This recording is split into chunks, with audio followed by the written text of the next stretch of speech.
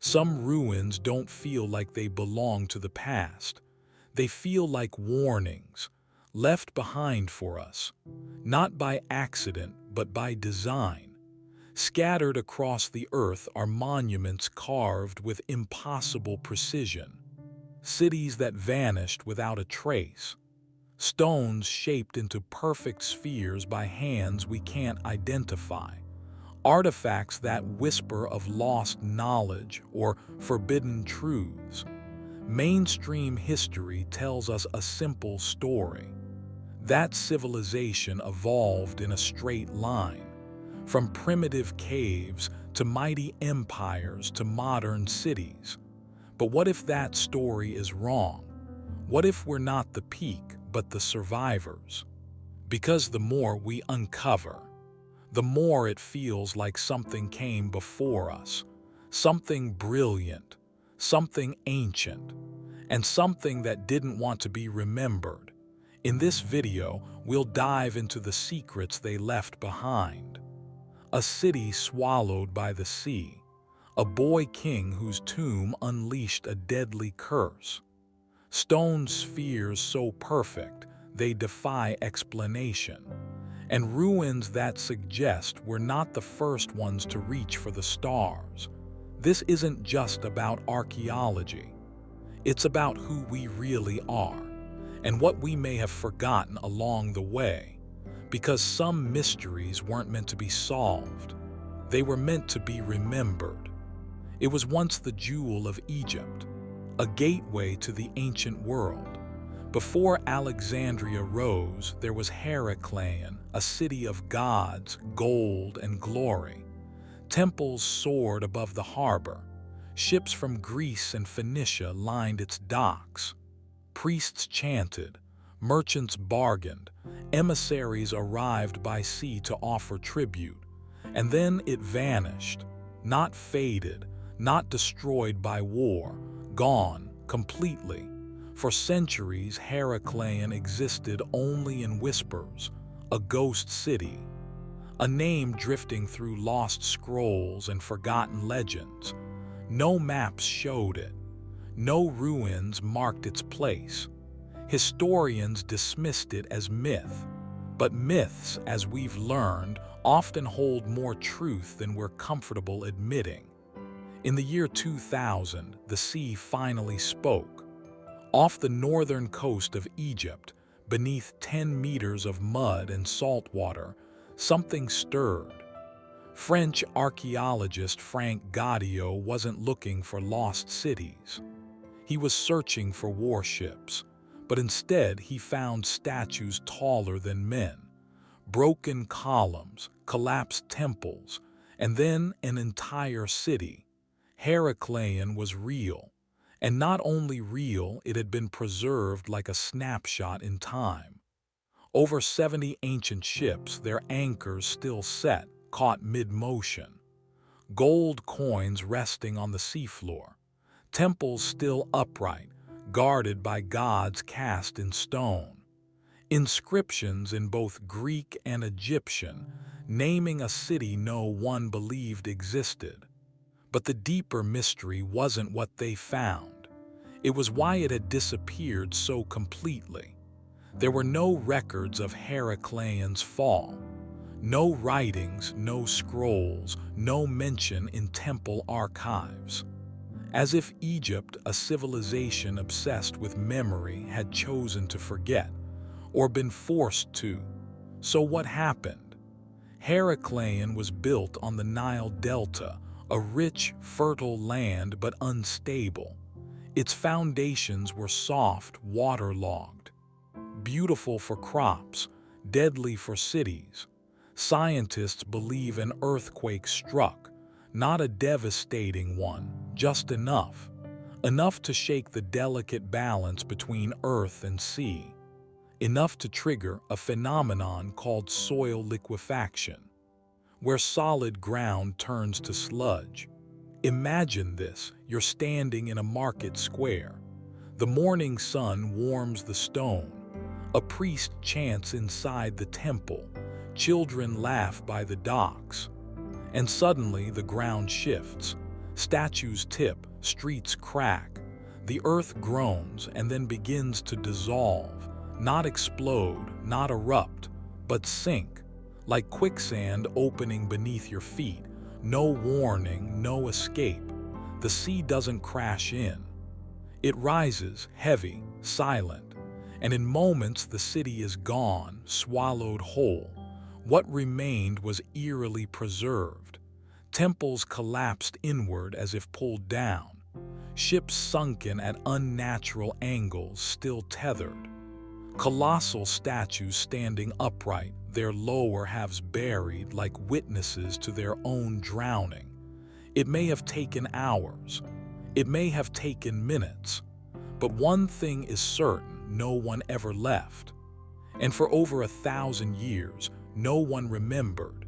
Modern science confirms the soil beneath Heracleion was unstable.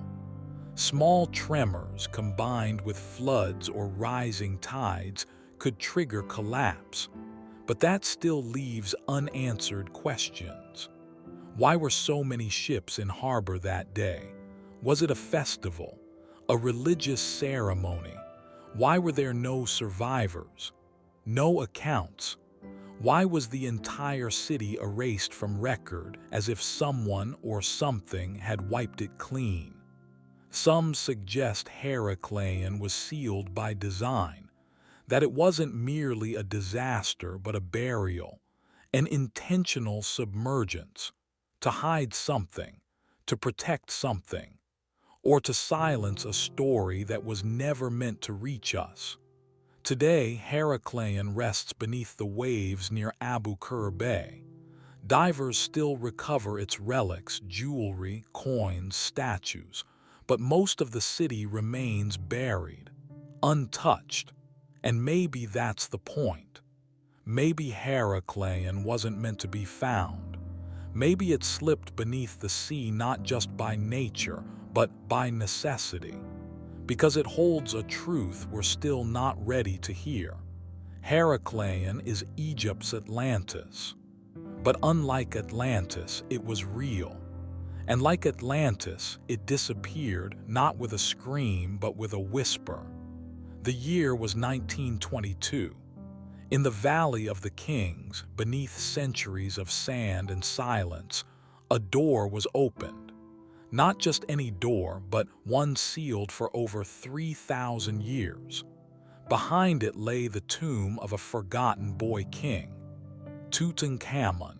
His reign was short, his name nearly erased from history, and yet he would become the most famous pharaoh the world would ever know, not because of what he did in life, but because of what happened after his death.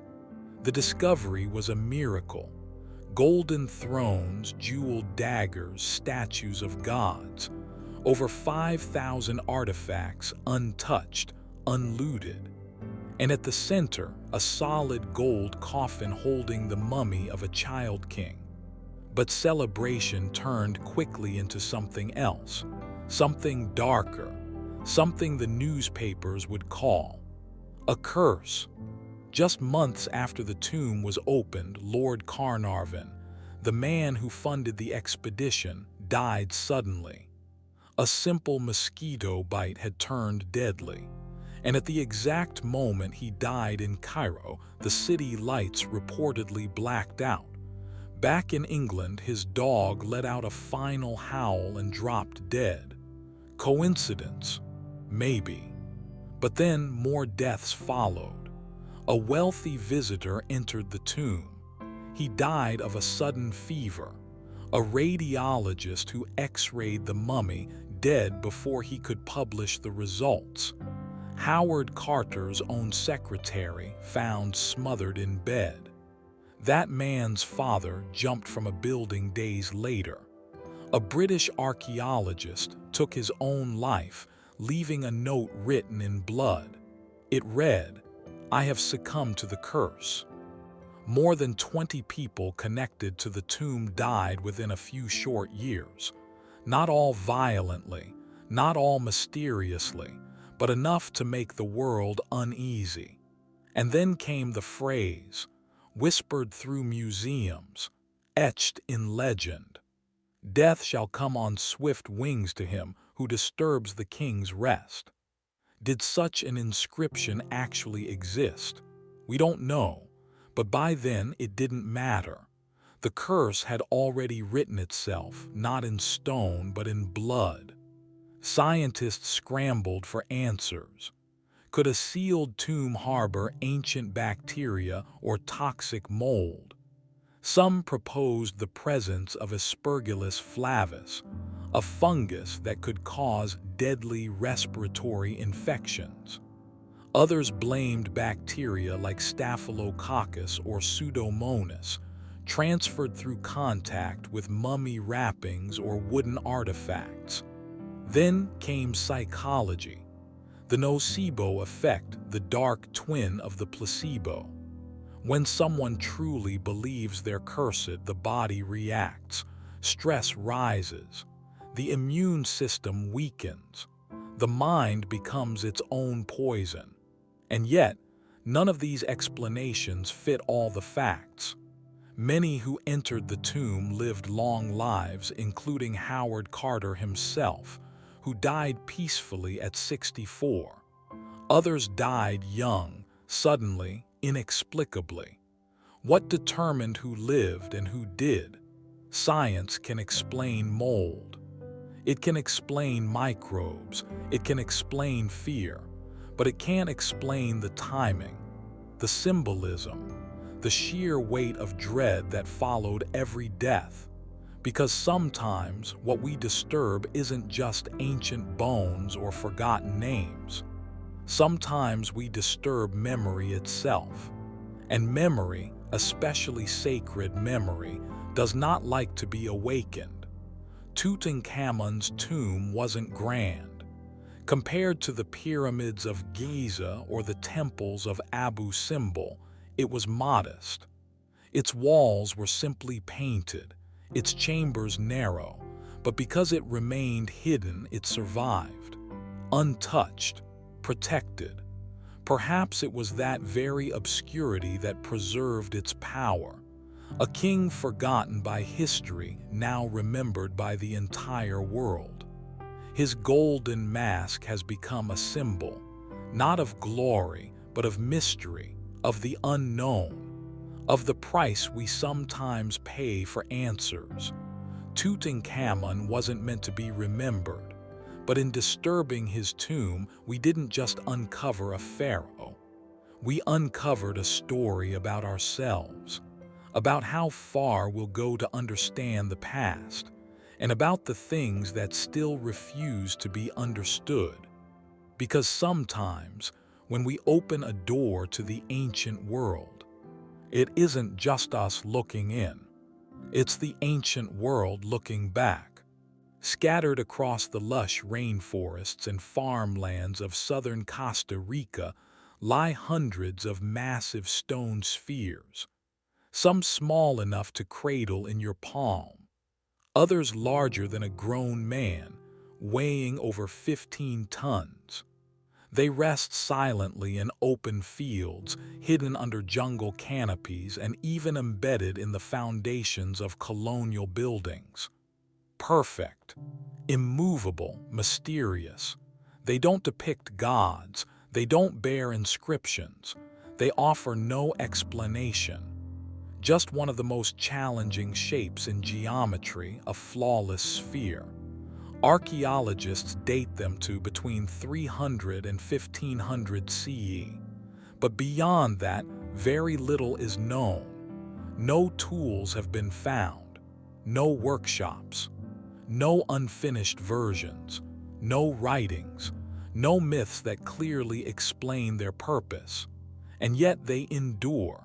Through centuries of tropical storms, earthquakes, and erosion, they remain, as if untouched by time.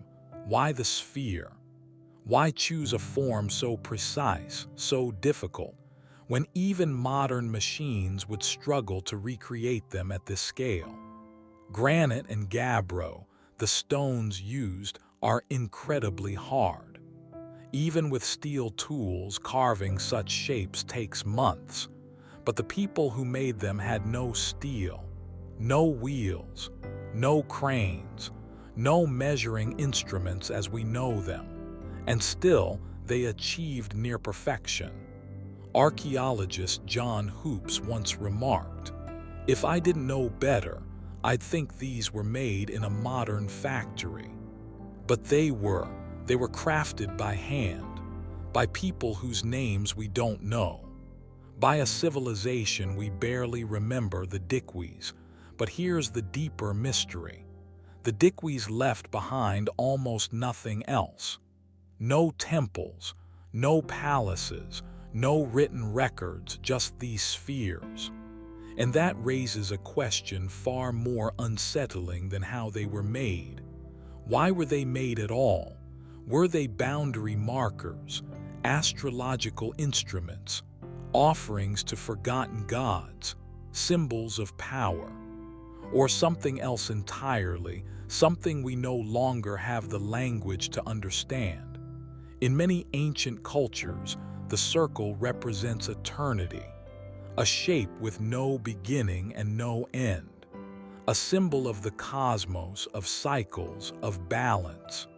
Was that the message? That life itself is circular, that time flows not in lines but in spirals? Or did the spheres serve no practical purpose at all? Were they created not for use but for meaning?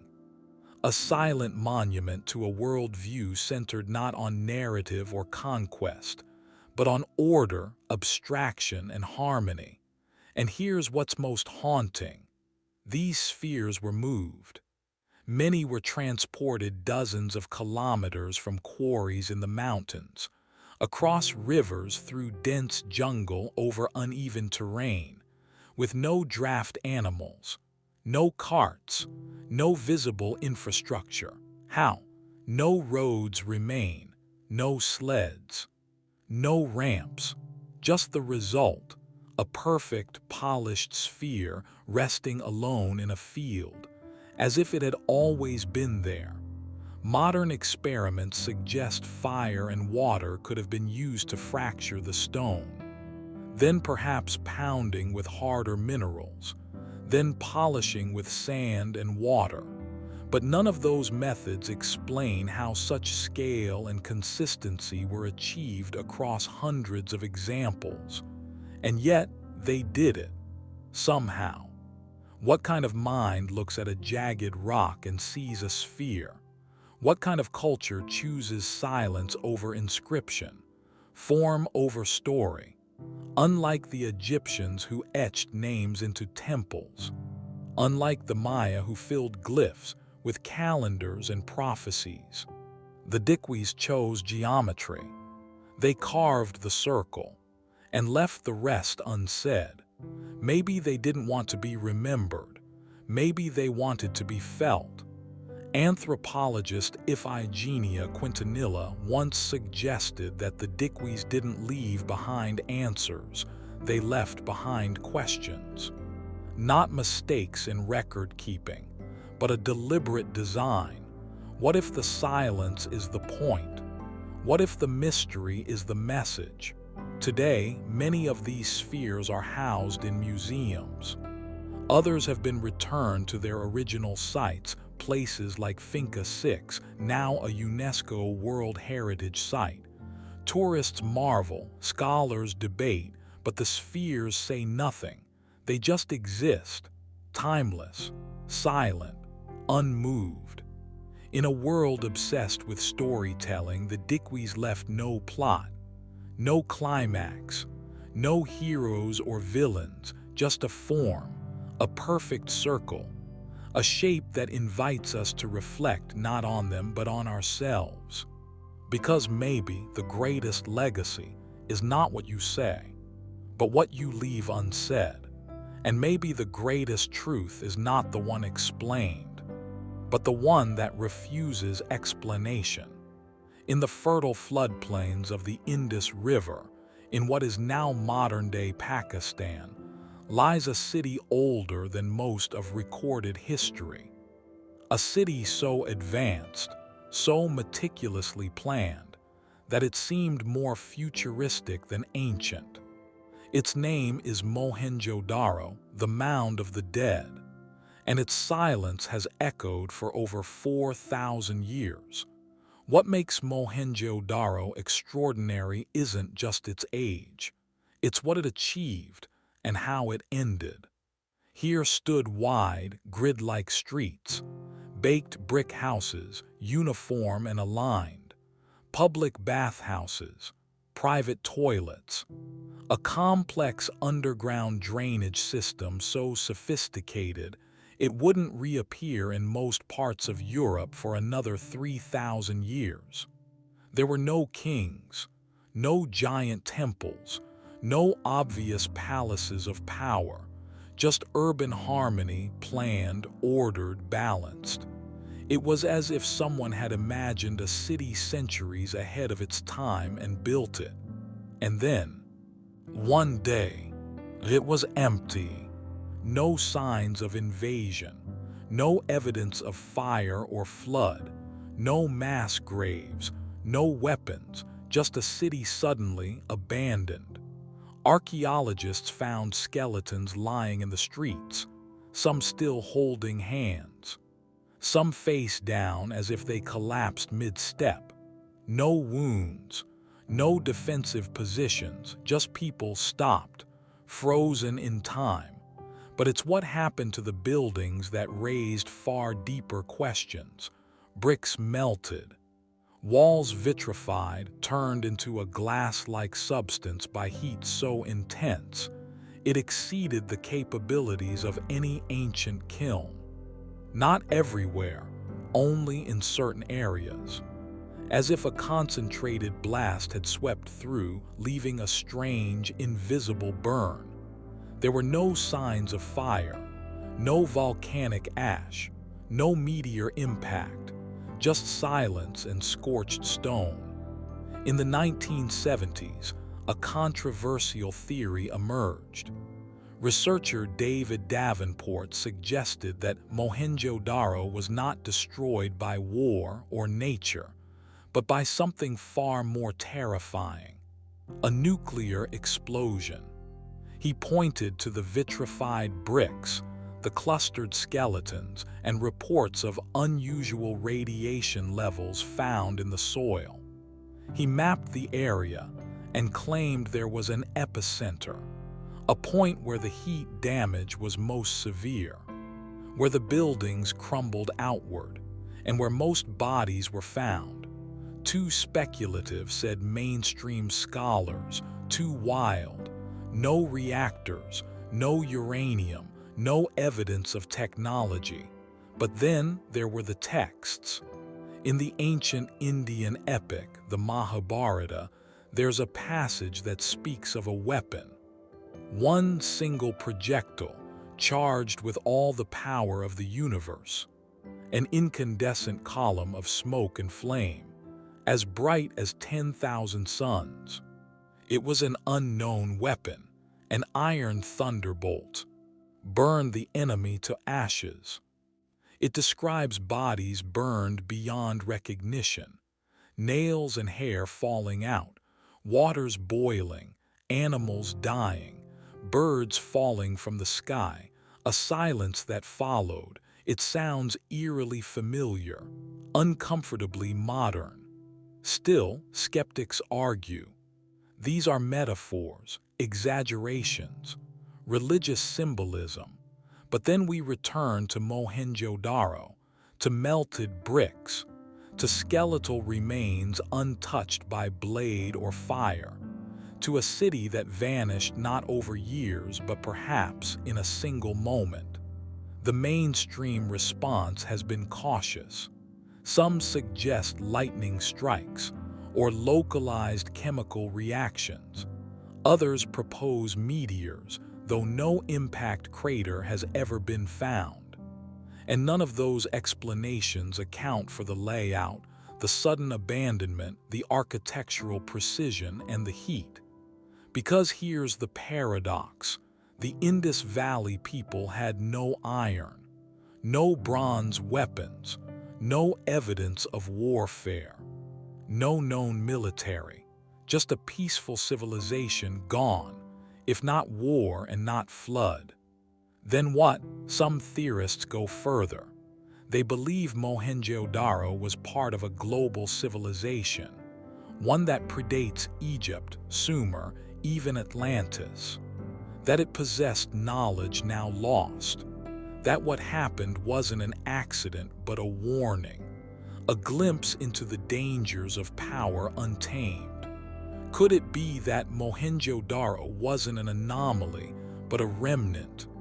A final echo of a time before history began, a time when humanity rose and fell and left behind only ruins and riddles.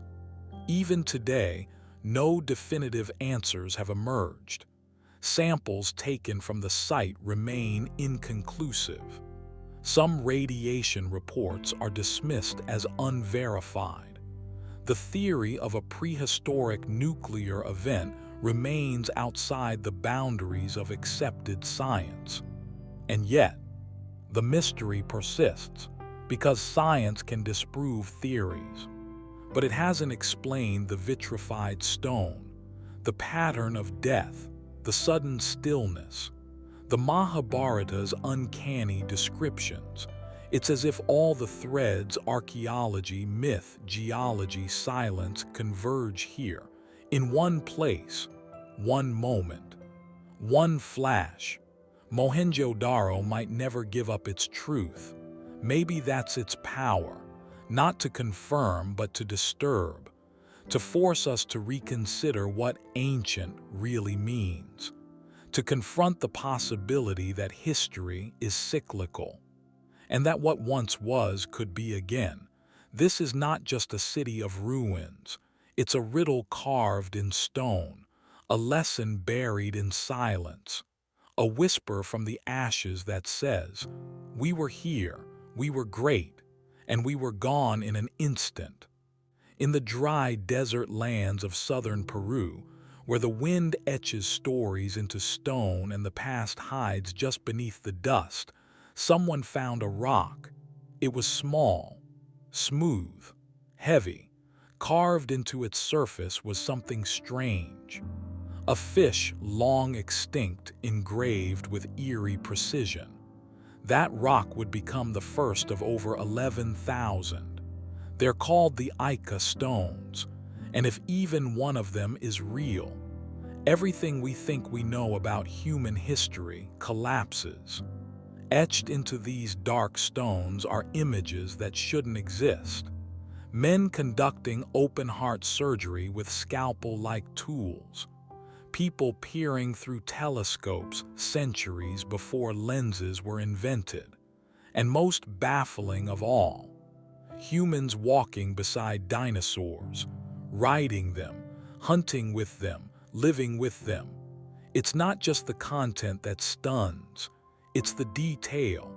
Organs drawn with anatomical precision. Celestial maps that align with modern astronomical knowledge. Surgical procedures that suggest understanding of the circulatory and nervous systems. The first man to take them seriously wasn't a conspiracy theorist. He was a medical doctor. Dr. Javier Cabrera Darquia, a respected professor in Peru. When he received that first stone, he didn't laugh. He asked a question, and that question would consume the rest of his life. Over the years, Dr. Cabrera collected thousands of stones, each one more impossible than the last. To him, they were not fakes, but fossils of memory, not myths, but records. He believed they came from a lost civilization far older than any we've recorded. A culture that mastered medicine, astronomy, and technology, long before Egypt, long before Sumer, maybe even before the last ice age. A civilization that lived with dinosaurs. It sounds absurd. And that's exactly how the scientific community responded. The stones were not excavated under professional supervision. They were bought, traded, found, sold by local farmers. No layers of earth, no datable contexts, no carbon samples. Then came the blow that many believed ended the mystery. Basilio Asciuga, a local farmer and one of the main suppliers, confessed on national TV. He had made them, he said, with a dental drill and shoe polish. To simulate age, case closed, hoax confirmed, or was it? Because years later Basilio retracted his confession. He claimed the authorities pressured him. Selling real artifacts could land him in prison, but faking them, that was safe. And suddenly, the case was back open.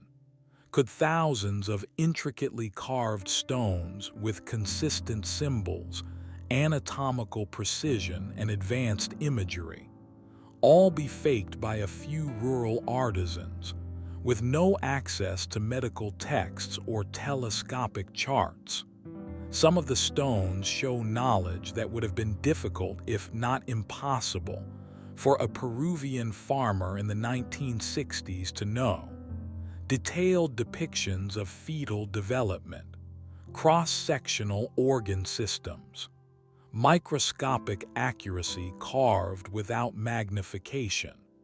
A few stones have been analyzed and were found to contain mineral patinas consistent with long-term weathering. And in some rare cases, crystalline deposits had reformed inside the engravings, a process that may take centuries. Still, no peer-reviewed study has confirmed an ancient origin, so we're left in the dark, between the improbable and the impossible. Let's ask a different question.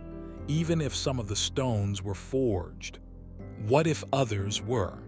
What if, just like in the case of the Dead Sea Scrolls or the Piri Rise map, we dismissed too quickly what didn't fit the narrative? What if someone did try to preserve knowledge, not in books, but in stone? What if the stones are memory devices, carved not for their time but for ours? In this light, the Ica stones become more than archaeological curiosities.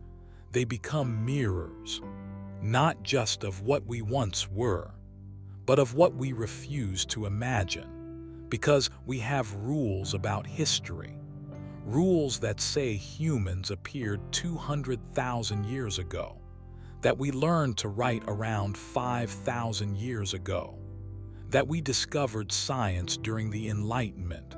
But what if that's only one cycle, one version? What if humanity has risen before, built, explored, fallen, forgotten, and started over? That would explain why the stones feel so out of place, why they defy classification, why they speak to something buried not just in the earth, but in our collective memory.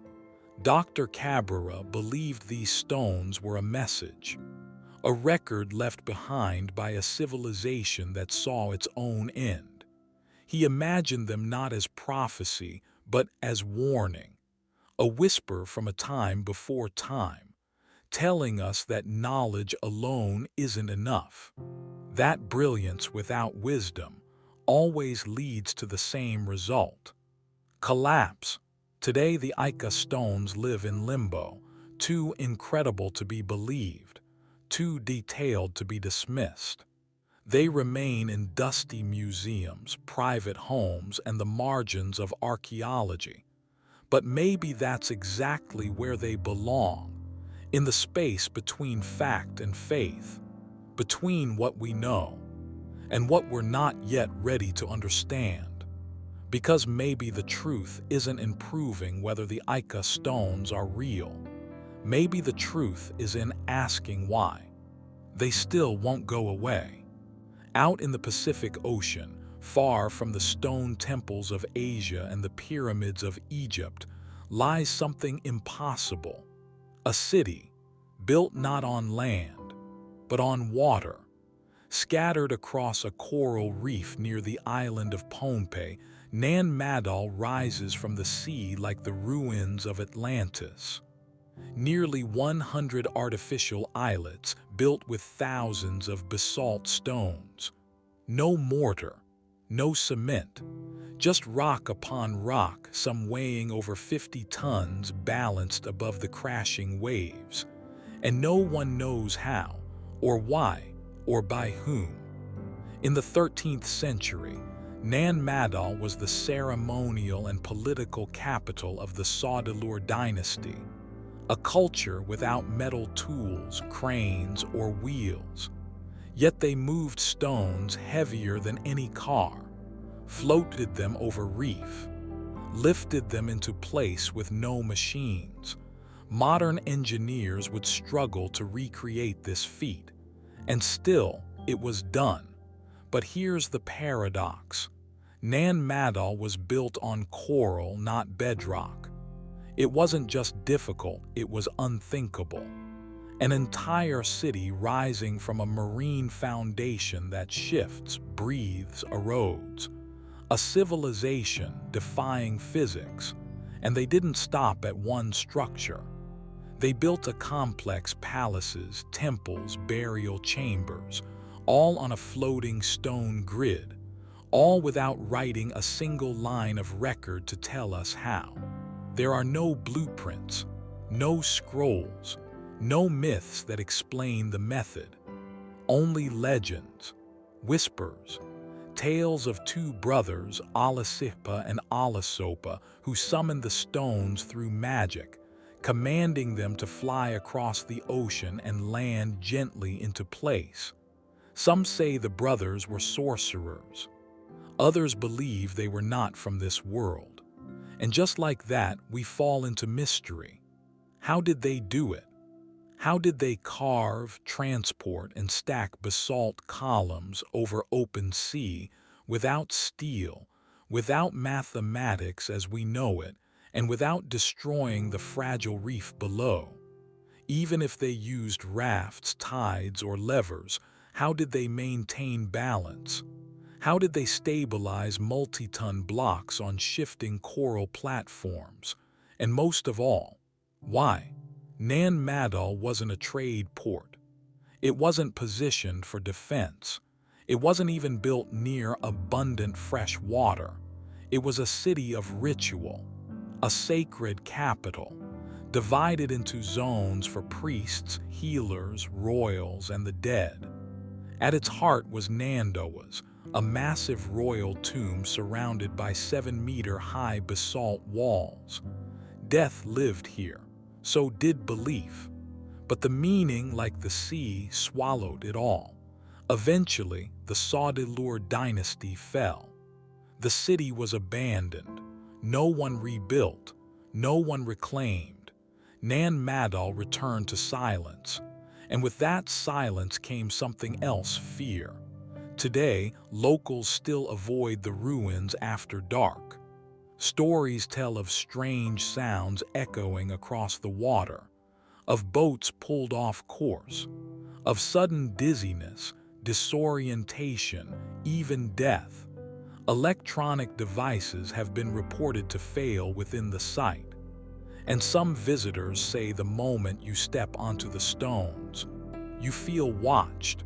There is no written history of Nan Madol, no genealogies, no royal chronologies, nothing to place it cleanly within the arc of human development. It is a city that shouldn't be here, a construction that shouldn't be possible, a silence that shouldn't be so loud. And then there's the sky. Some researchers suggest Nan Madol's layout may align with solar phenomena, the summer solstice, the path of the sun. Could this have been more than a tomb city? Could it have been a portal not just between islands but between worlds? A place where astronomy, ritual, and power converged? Or was it something even older? Was Nan Madol built on top of something else? A memory? A ruin inherited by the Saudi but not originally theirs. A structure from a time before time. We may never know. There are no ruins like it. No structures to compare it to. Nothing even remotely similar in form or method exists across the Pacific. All we have is the city itself, and even it is sinking. Piece by piece, the ocean is reclaiming Nan Madol. Storms rise, stones shift, and what was once a monument to human ambition is slowly becoming myth. But maybe that's what it was always meant to be. Not a capital, not a palace, but a riddle, a test. A place that asks not how we build, but why we build, and what we lose when we forget that answer. Because Nan Madol does not just defy logic, it defies the very timeline of civilization. It stands as proof that history has blind spots, that progress is not linear, and that some stories, the oldest stories, are etched not in books, but in stones rising from the sea. We began this journey with questions about sunken cities, cursed tombs, perfect spheres carved in silence, and civilizations that vanished with a whisper.